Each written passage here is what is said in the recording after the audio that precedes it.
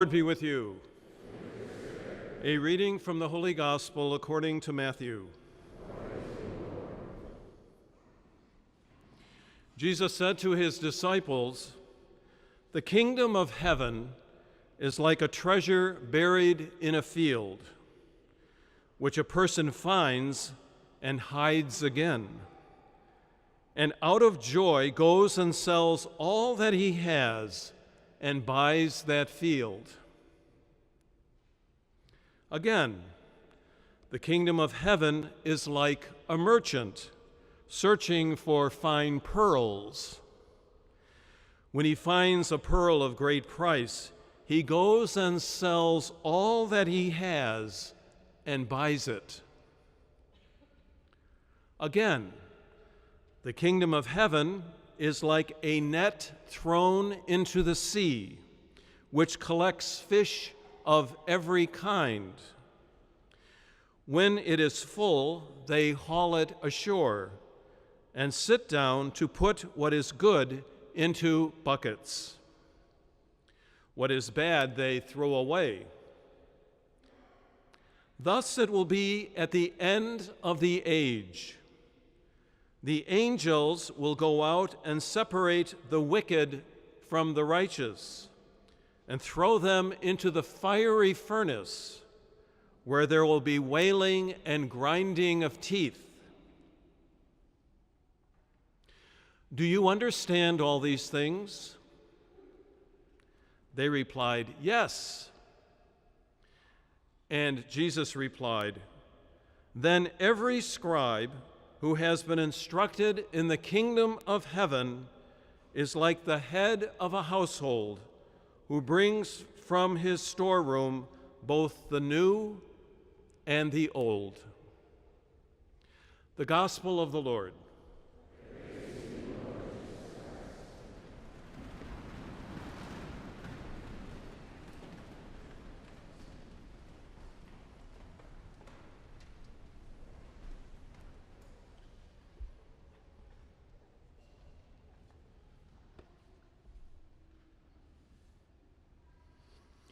Even at my age, every time I hear this gospel, this parable, I hear the words treasure and pearl, and immediately I start thinking of pirates and buried treasure.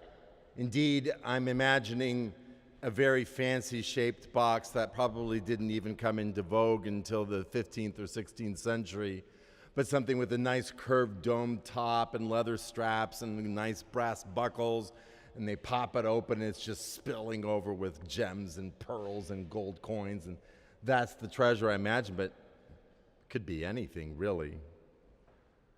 I think I'm like one of the lost boys from Peter Pan stories. I loved finding fallen logs in the woods and imagining that they were my ship, and I would sail it through the woods and look for, uncharted territories. Or a big tree once we found in the woods behind our house that had somehow rotted out from the inside, and for the 2 or 3 summers until it finally fell over, that was our fort. Well, it was my fort. It was my secret lair. I had to sometimes share it with my sister because she'd tell on me, but it was my lair. I also looked forward to getting together with my Uncle Joe and his family. At some point, he almost seemed to make it his job. That was his assignment, was to keep us occupied. And he'd gather us either down, if we were at Grandma's house, he'd gather us on the front porch and sit there on the front porch swing and start to tell stories of his own adventures when he was a child growing up in Hartford City, Indiana, or the tales of the Washington Inn, which was this old Victorian mansion down the street from that house. Or if we were somewhere else, like back at our house, he'd take us down into the basement where the lights were very low, and he would sit there and regale us with ghost stories, with special sound effects that he would make by picking one of the kids, and the sound of the ghost's robes going across the floor, where him actually rubbing his hand against a wooden leg. We were just mystified by it. He had a real gift for it. When we were a little older, but still captivated by such things, He once sent us out into the neighborhood near Grandma's house on a snipe hunt.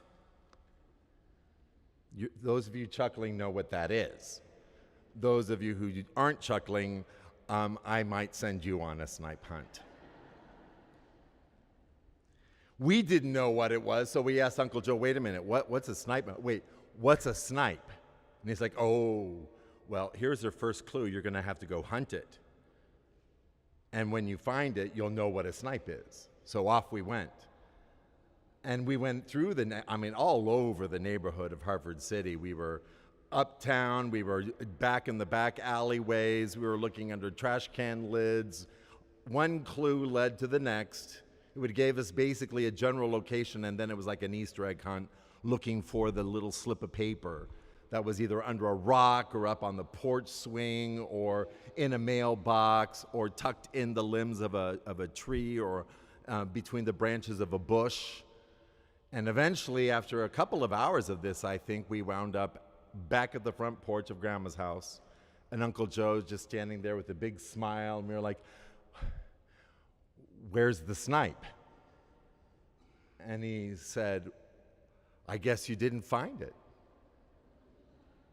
You'll have to try again next time. We're like, what? I don't remember what he calmed us down with, because I do remember that I was a little annoyed. But somehow he placated us so that we were he's still one of my favorite uncles to this day. I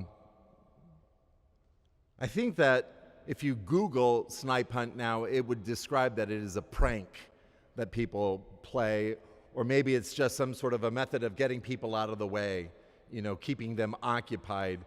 I suppose parents have used the technique of sending their children on a snipe hunt to get them out of the house while they hide Christmas presents or something. I don't know, But back to the parable.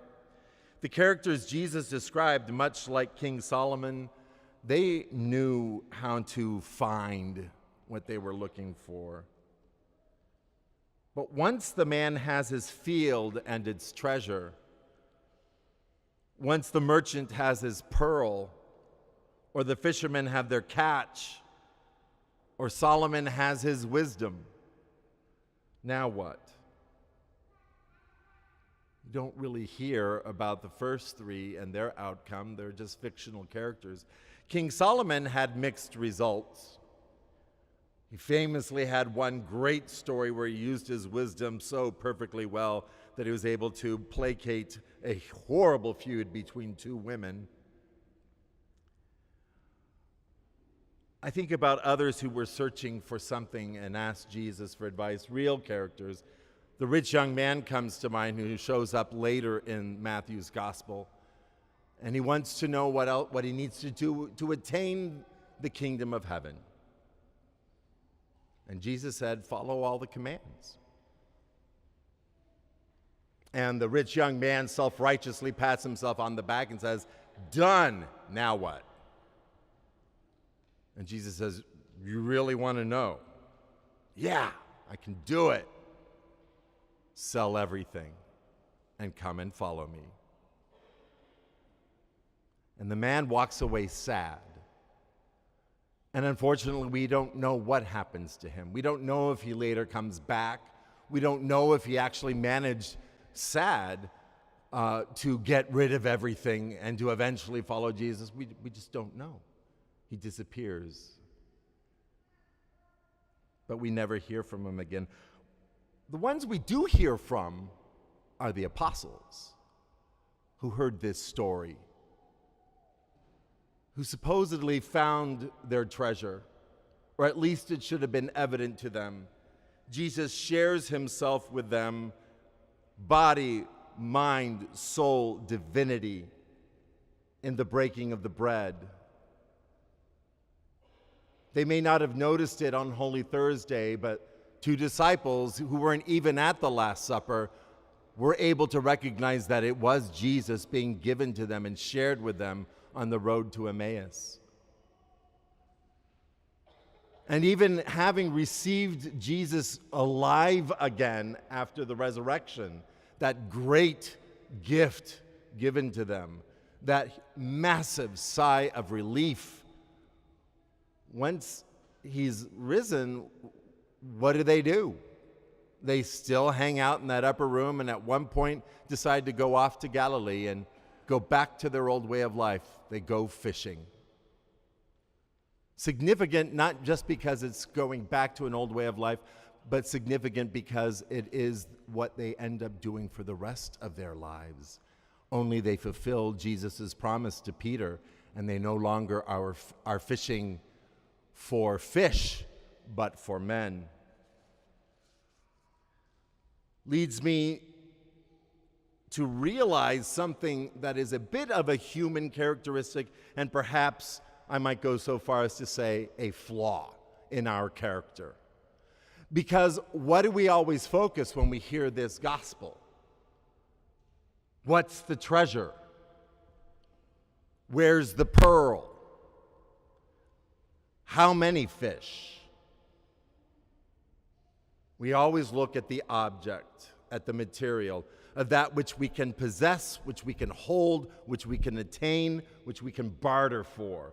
And then we have it. But once we have it, then what? I'm sure that we all have experiences of where we've wanted something so bad that we scrimped, that we saved, that we cajoled, that we wheedled, we did everything possible to attain it, and once we got it, it was like, meh.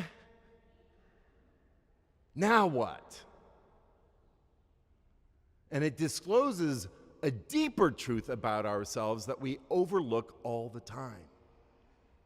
That as Jesus is describing what the kingdom of heaven is, it's not the treasure, but the hunting and the finding. It's not the pearl, but the trading and the acquiring. It's not the catch, but it's the fishing. It's the trolling with the nets.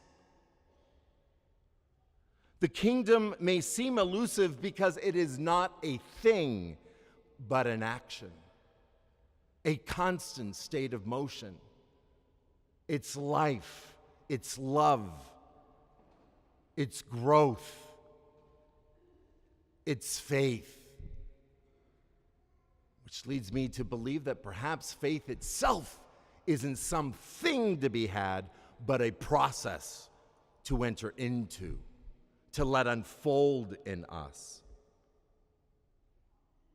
I think back to my Uncle Joe's snipe hunt, and you know what? To this day, I can't remember what he gave us. Maybe it was candy, maybe it was a quarter, maybe it was a nice cold Coke to cool us down after we'd been out in the neighborhood for hours. Somehow he did, but I don't remember what the thing was. What for us was eventually, I realized, the snipe. But I do remember the hunt, and I do remember the treasure of sharing that time with my cousins and the thrill of finding the next clue.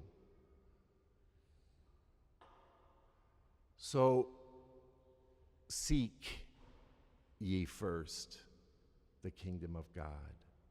Knock, seek, search, find.